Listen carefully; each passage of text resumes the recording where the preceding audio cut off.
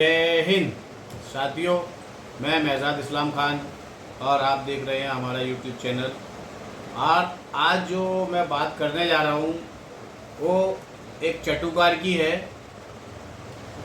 जिसको कि सुधीर तिहाड़ी के नाम से भी जानते हैं लोग। अब मैं इसके बारे में डायरेक्ट आता हूँ कि ये क्या बोल रहा है, आप सुनिए जरा इसको। जमीन के एक छोटे से टुकड़े के लिए है, तो इसका जवाब है नहीं, ये लड़ाई जमीन के लिए नहीं है, ये पैसे के लिए नहीं है। ये लड़ाई जमीन की नहीं बल्कि धर्म की लड़ाई है, और इसीलिए हम पहले दिन से इसे धर्म युद्ध कहते हैं। अगर धर्म नहीं होता तो शायद फिलिस्तीन के मुसलमान इस क्षेत्र को छोड़कर पहले ही बाकी के मुस्लिम देशों में पलायन कर चुके होते, और यहाँ हजारों वर्षों से ये युद्ध नहीं हो रहे। ये लड़ाई असल में एक दो धर्मों के बीच नहीं है, ये लड़ाई है।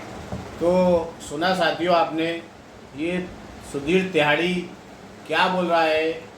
जो लोग फिलिस्तीन के अंदर रह रहे हैं, अपने देश के लिए लड़ रहे हैं, अपने देश की उनके दिल के अंदर मोहब्बत है, अपने देश के लिए उनके अंदर जो जज्बा है, अपनी ज़मीन के लिए जो उनके अंदर जज्बा है, उसको ये तिहाड़ी सिर्फ एक धर्म के एंगल से जोड़कर उनको बदनाम करने की कोशिश कर रहा है, मुद्दे से भटकाने की कोशिश कर रहा है, और लोगों के अंदर एक गलत मैसेज, एक गलत मोनोपोली, एक गलत अवधारणा पैदा करने की कोशिश कर रहा है ये तिहाड़ी।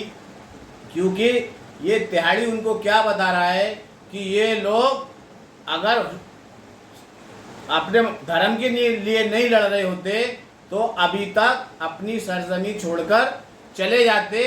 तो मैं सुधीर तिहाड़ी को ये बताना चाहता हूँ क्योंकि हमारे भारत देश के लोग जो कि अंग्रेज़ों की गुलामी में जी रहे थे, अंग्रेज़ों से जो लड़े थे, हमारे देश के लोग, हमारे वीर बहादुर जो लड़े थे, अगर उस टाइम ये तिहाड़ी के जैसे गोदी मीडिया होता तो हमारा देश, मैं दावे से कह सकता हूँ, आज आज़ाद नहीं हुआ होता था।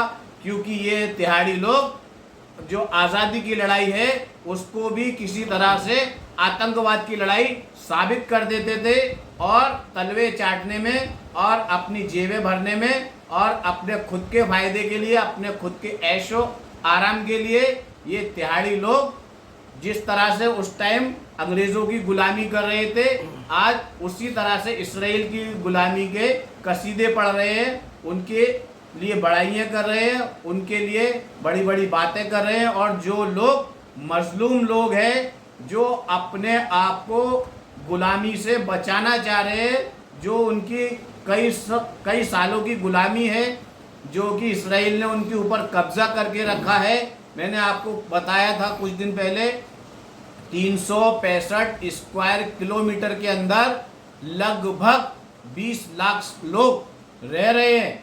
अब 20 लाख लोग गुलामी की ज़िंदगी गुजार रहे हैं। यहाँ तक कि उनके घर में अगर कोई बच्चा भी पैदा होता है तो उसकी अपडेट उनको, उसकी नोंदनी, उसका उल्लेख इसराइल के अंदर कराना पड़ता है। अगर उनके यहाँ किसी की मौत हो जाती है तो उसका उल्लेख इसराइल के अंदर कराना पड़ता है। उनको अपना मुल्क का नाम तक लेने की आज़ादी नहीं है। और अगर वो लोग आज अपनी आज़ादी की लड़ाई लड़ रहे हैं, अपने आप को इसराइल की गुलामी से आज़ाद कराना चाहते हैं, तो इसके लिए कुर्बानी तो देनी पड़ेगी। जिस तरह से हमारे देश के लोगों ने आज़ादी के लिए कुर्बानी दिया, हमारे जो शहीद हुए, उन्होंने एक रिकॉर्ड आपने सुना होगा कि जब जंगे आज़ादी की लड़ाई चालू थी, उस वक्त लाहौर से लेके तो कराची तक, और बल्कि मैं कहूँगा दिल्ली तक, ऐसा बताते हैं हिस्ट्री के अंदर कि ऐसा कोई पेड़ नहीं था जब मुस्लिम उलमाओं की लाशें नहीं टंगी हुई थी, अंग्रेजों ने जहां उनको मार के नहीं टांगा गया था। अब जब वो लोगों ने कुर्बानी दी थी, उसके बाद में हमारे देश को आज़ादी मिली थी। और इसके अलावा दूसरे मज़हब के लोगों ने भी कुर्बानी दी थी। ऐसा नहीं है कि सिर्फ मुसलमानों ने ही आज़ादी में कुर्बानी दी थी, हमारे सिख भाइयों ने भी कुर्बानी दी थी, हमारे हिंदू भाइयों ने भी कुर्बानी दी थी, और हमारे देश में जितने भी धर्म के लोग, जितने भी जाति के लोग रहते हैं, उन्होंने सब ने कुर्बानी दी थी जब कहीं जाकर हमारा देश आज़ाद हुआ। और अगर वो टाइम में ऐसे तिहाड़ी जैसे लोग होते थे तो वो जो लोग आज़ादी के लिए लड़ाई लड़ रहे थे उनको अंग्रेज लोग आतंकवादी कहते थे, तो ये उनके सुर में सुर मिला के ये तिहाड़ी लोग उनको आतंकवादी कहते नहीं थे, बल्कि तो मैं तो कहूँगा कि उनको आतंकवादी साबित कर देते थे। तो इनकी मेंटेलिटी और इनके जैसे घटिया पत्रकारों को, चटुकारों को हमारा देश क्या संज्ञा देना चाहेगा, ऐसे लोगों को क्या जवाब देना चाहेगा।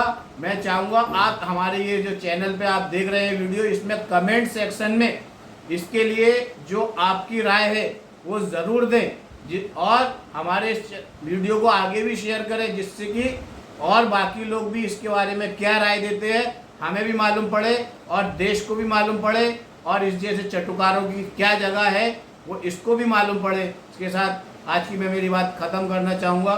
जय हिंद, जय भारत।